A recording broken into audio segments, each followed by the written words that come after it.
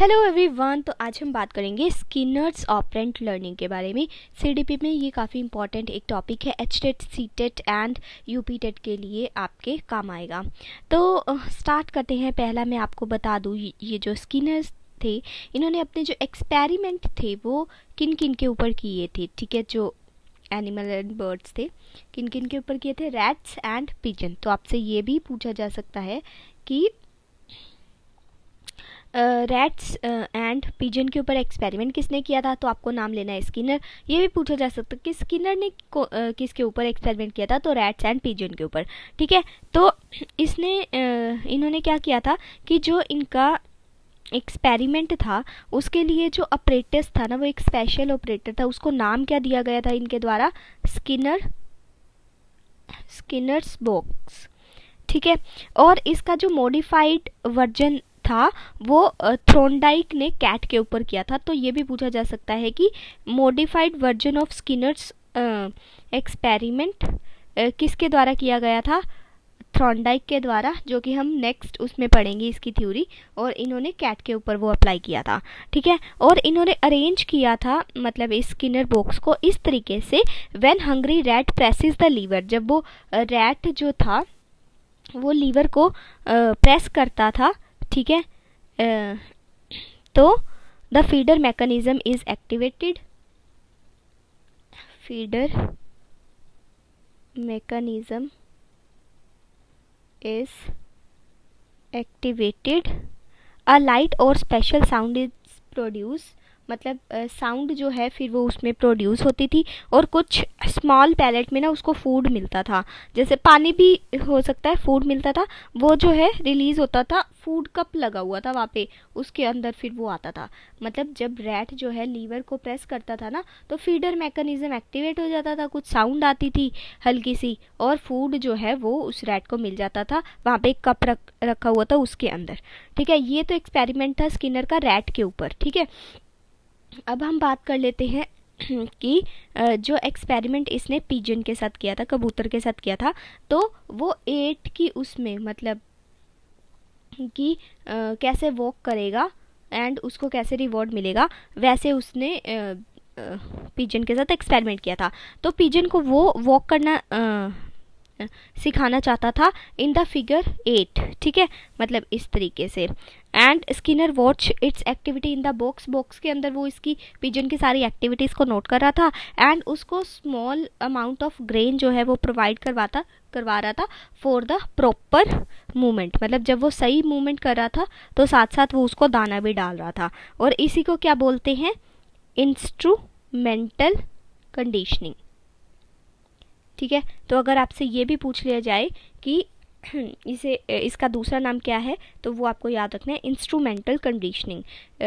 Skinner's operant conditioning के अंदर उसने पिजन के साथ जो एक्सपेरिमेंट किया था, जिसमें वो पिजन को 8 की फॉर्म में चलाना सिखाना चाहता था एंड उसकी एक्टिविटीज़ को नोट कर रहा था। ठीक है, एंड प्रॉपर मूवमेंट के लिए वो उसको ग्रेन प्रोवाइड कर रहा था। इसको ही इंस्ट्रूमेंटल कंडीशनिंग बोलते हैं। साथ में आपको ये भी याद रखना है कि ये एक मतलब जो स्किनर थे वो एक रेडिकल बिहेवियरिस्ट थे। वेरी इंपॉर्टेंट क्वेश्चन पूछा जा सकता है ये वाला। तो वो एक रेडिकल बिहेवियरिस्ट थे, और इनकी ये जो थ्योरी है वो RS कंडीशन मतलब रिस्पॉन्स एंड स्टिमुलेट्स कंडीशन पे बेस्ड थी। वेरी इंपॉर्टेंट, ये भी आपको याद रखनी है। अब ये कैसे याद रखेंगे? कई बार SR आ जाता है पहले ठीक है, लेकिन हमें ये याद रखना है स्किनर, ठीक है, S से स्टार्ट हो रहा है, लेकिन जो इनकी थ्योरी है वो R से स्टार्ट हो रही है, मतलब रिवर्स से स्टार्ट हो रही है। ठीक है, इन्हीं को ऑपरेंट कंडीशनिंग भी बोला जाता है। वेरी इंपॉर्टेंट, ऑपरेंट कंडीशनिंग भी बोला जाता है इनकी थ्योरी को। एंड प्रोग्रामिंग लर्निंग भी एक इम्पॉर्टेंट कीवर्ड है। साथ ही साथ में R टाइप लर्निंग भी इनका एक की पॉइंट है। और स्किनर की ऑपरेंट लर्निंग में जो एक चीज़ इंपॉर्टेंट है वो है रीइंफोर्समेंट। ठीक है, और सेकंड पॉइंट है शेपिंग, की शेप देना किसी चीज़ को। ठीक है, अब मैं आपको एक बार दोबारा से क्विक रिवीजन में थोड़ा सा बता देती हूँ कि इन्होंने रैट्स एंड पिजन्स के ऊपर अपना किया था एक्सपेरिमेंट जो इनका ऑपरेटर्स था उन्हें स्किनर बॉक्स बोला जाता था। मॉडिफाइड जो वर्जन था वो थ्रोनडाइक ने कैट के ऊपर किया था। इन्होंने जो रैट के साथ किया था अपना एक्सपेरिमेंट, उसमें ये अगर जो रैट था वो हंग्री था तो वो प्रेस करता था लीवर को एंड फीडर मैकेनिज्म एक्टिवेट हो जाती थी, एक साउंड आती थी and small pellet of food जो है वो कप में गिर जाता था, रैट उसको खा लेता था।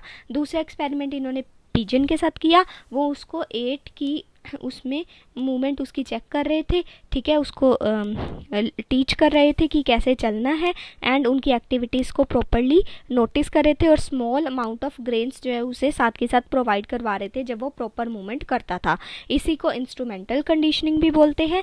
एंड ये जो स्किनर हैं ये एक रेडिकल बिहेवियरिस्ट में आते हैं एंड इनकी थ्योरी को जो है आरएस कंडीशनिंग बोला जाता है। ऑपरेंट कंडीशनिंग भी इनका एक की पॉइंट है। प्रोग्रामिंग लर्निंग बोला जाता है इनकी थ्योरी को एंड आर टाइप लर्निंग भी इसको बोला जाता है। साथ में दो कीवर्ड मैंने आपको और बताए कि रीइंफोर्समेंट एंड शेपिंग का कॉन्सेप्ट भी इन्हीं की थ्योरी से आया है। ठीक है, अभी थोड़ा सा आगे चलते हैं, अभी ये ख़त्म नहीं हुआ। अब हम बात करते हैं आर कंडीशनिंग की, क्योंकि अभी हमने बताया ना कि इनकी जो थ्योरी है वो आर लर्निंग वाली है। तो आर कंडीशनिंग और आर का मतलब जहाँ पे रिस्पॉन्स है, ये किस पे एम्फसाइज करेगा? रिस्पॉन्स पे, ठीक है, स्टिमुलस पे नहीं, रिस्पॉन्स पे एम्फसाइज करेगा।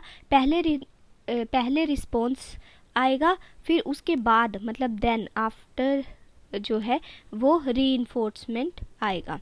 ठीक है, उसके बाद ये हमने देख लिया कि ये आरएस थ्योरी है। उसके बाद ऑपरेंट बिहेवियर मतलब पहले ऑपरेशन होगा फिर रिजल्ट निकलेगा। पहले ऑपरेटिंग पार्ट होगा, ऑपरेंट बिहेवियर दिखेगा, फिर रिजल्ट वाला पार्ट दिखेगा। उसके बाद जो अटेम्प्ट होंगे शेप देने के लिए वो किसके ऊपर बेस्ड होंगे? रिस्पॉन्स के ऊपर। ठीक है, ये सारे वही कीवर्ड्स आ रहे हैं जैसे ऑपरेंट लर्निंग, शेपिंग, रीइंफोर्समेंट, जो कि रिस्पॉन्स के बाद आएगा। ठीक है, उसके बाद जो रीइंफोर्समेंट दिया जाएगा जैसे फूड वगैरह, वो किसके लिए दिया जाएगा? अगर रिस्पॉन्स सही हुआ, अगर मतलब प्रॉपर रिस्पॉन्स हुआ तभी रीइंफोर्समेंट दिया जाएगा। उसके बाद एप्रोप्रिएट बिहेवियर जो है वो अचीव किया जाता है इसके द्वारा by building a chain of response through a step by step process, जिसको हम बोल रहे हैं शेपिंग। क्योंकि उसको फिर मान लीजिए ये 8 वाला ही कॉन्सेप्ट है, पिजन को यहाँ यहाँ यहाँ ऐसे ऐसे वो चल रहा है। ठीक है, अपने आप फिर पिजन दोबारा मान लो यहाँ पे इन्होंने ग्रेन रखा हुआ है, फिर उसको यहाँ पे पता चल जाएगा ग्रेन रखा हुआ है, यहाँ पे दाना रखा हुआ है, तो वो ऑटोमेटिकली ना नेक्स्ट टाइम वो ऐसे ही चलेगा एक शेप में। नेक्स्ट टाइम उसको फिर से पता चलेगा कि यहीं पे वो रखा हुआ है, दाना रखा हुआ है, तो वो फिर से ऐसे ऐसे चलेगा।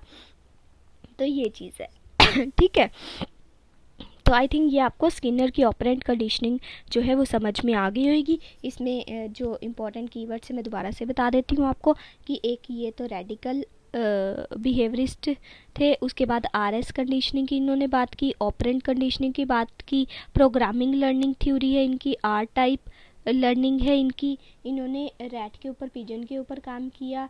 ठीक है, उसके बाद शेपिंग की बात की, उसके बाद रीइंफोर्समेंट की बात की। ठीक है, और इन्हीं की जो पिजन वाली थी थ्योरी उसको इंस्ट्रूमेंटल कंडीशनिंग भी बोला। ठीक है, उसके बाद ऑपरेंट बिहेवियर पहले शो होगा एंड फिर रिजल्ट निकलेगा। ठीक है, उसके बाद इन्होंने बात की कि पहले रिस्पॉन्स आएगा एंड फिर री इन्फोर्समेंट होगा। ठीक है, उसके बाद रिस्पॉन्स एंड स्टिमुलस वाली बात हमने पहले देख ली थी। ठीक है, थैंक यू। अब हम नेक्स्ट वाली उसमें ना थ्रोनडाइक की ट्रायल एंड एरर थ्योरी को पढ़ेंगे। Thank you.